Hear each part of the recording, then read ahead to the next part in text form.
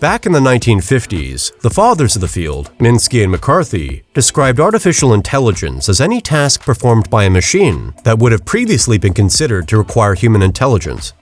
That's obviously a fairly broad definition, which is why you will sometimes see arguments over whether something is truly AI or not.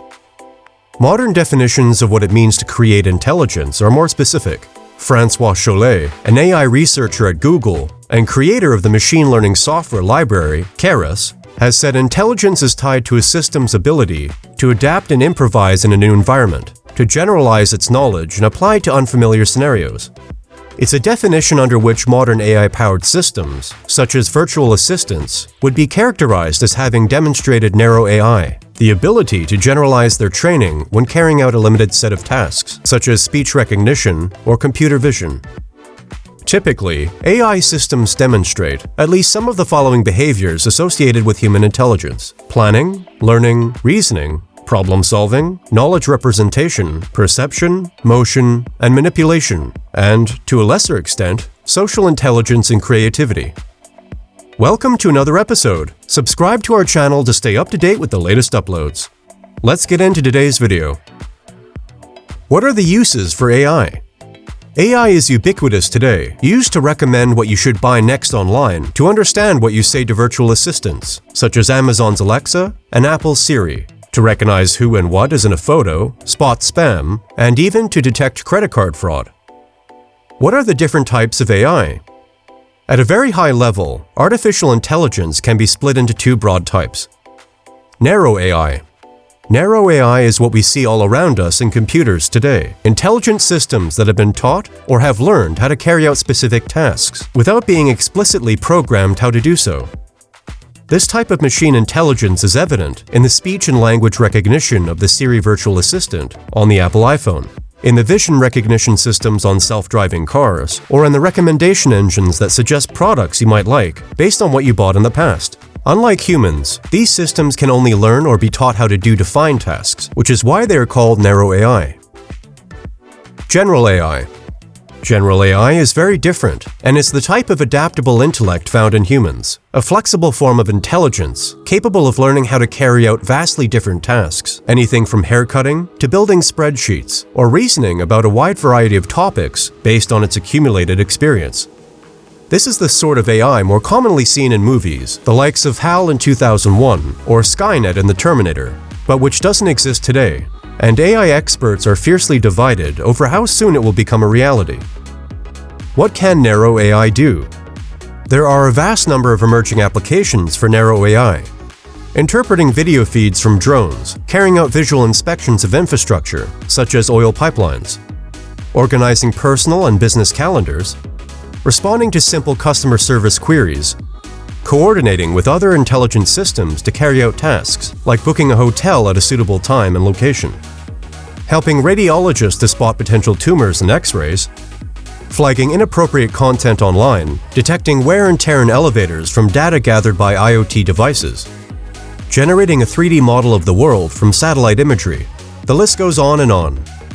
New applications of these learning systems are emerging all the time. Graphics card designer NVIDIA recently revealed an AI-based system, Maxine, which allows people to make good quality video calls, almost regardless of the speed of their internet connection. The system reduces the bandwidth needed for such calls by a factor of 10 by not transmitting the full video stream over the internet, and instead animating a small number of static images of the caller in a manner designed to reproduce the caller's facial expressions and movements in real time, and to be indistinguishable from the video.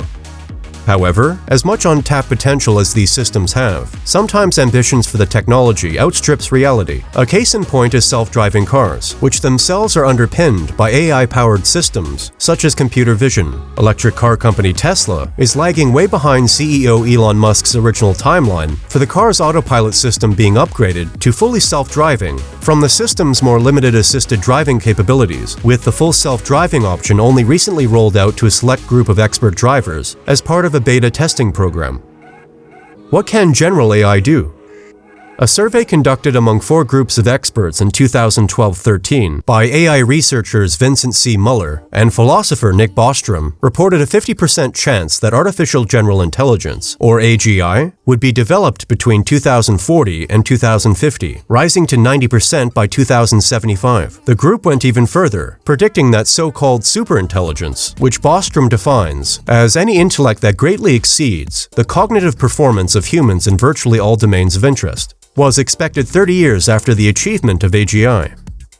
However, recent assessments by AI experts are more cautious. Pioneers in the field of modern AI research, such as Geoffrey Hinton, Demis Hassabis, and Yann LeCun, say society is nowhere near developing AGI. Given the skepticism of leading lights in the field of modern AI, and the very different nature of modern narrow AI systems to AGI, there is perhaps little basis to fears that a general artificial intelligence will disrupt society in the near future.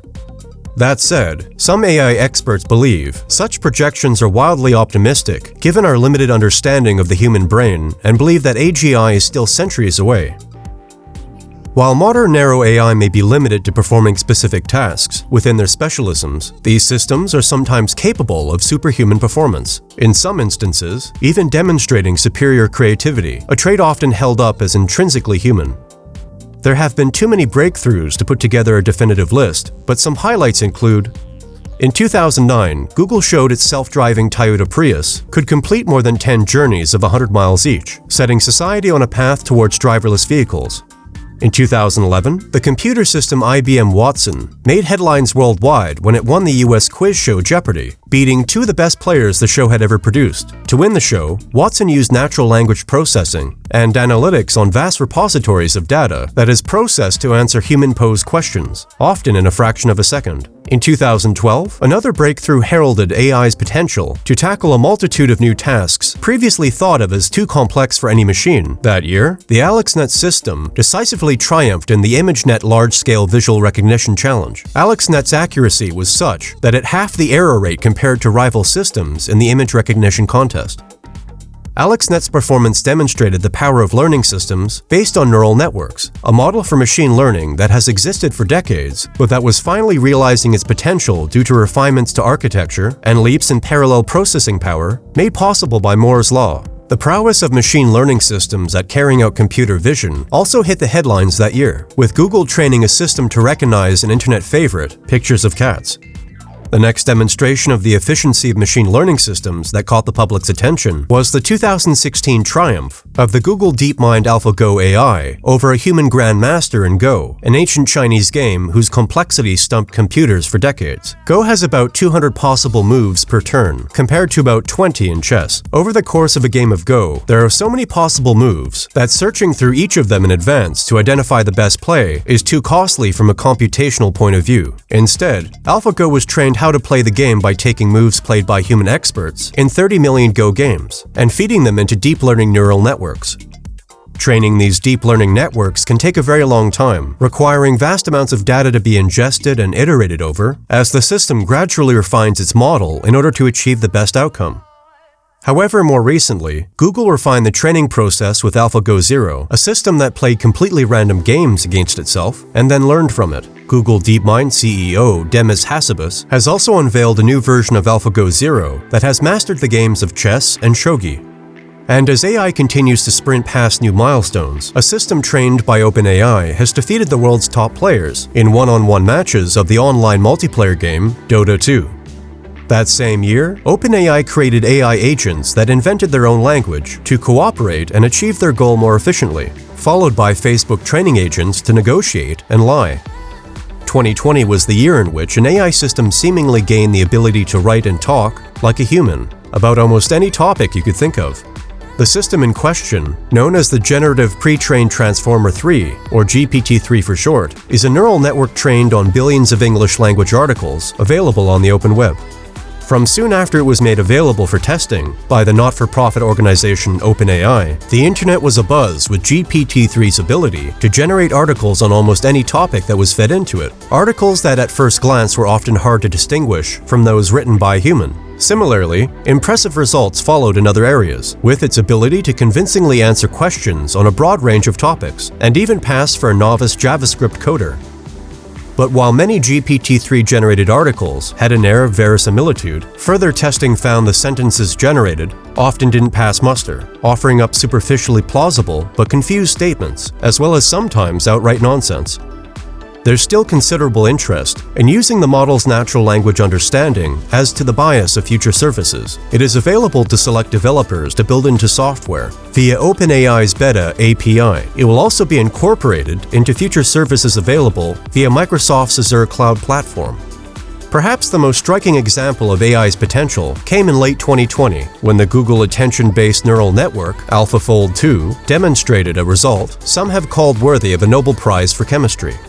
The system's ability to look at a protein's building blocks, known as amino acids, and derive that protein's 3D structure could profoundly impact the rate at which diseases are understood and medicines are developed. In the Critical Assessment of Protein Structure Prediction contest, AlphaFold 2 determined the 3D structure of a protein with the accuracy rivaling crystallography, the gold standard for convincingly modeling proteins.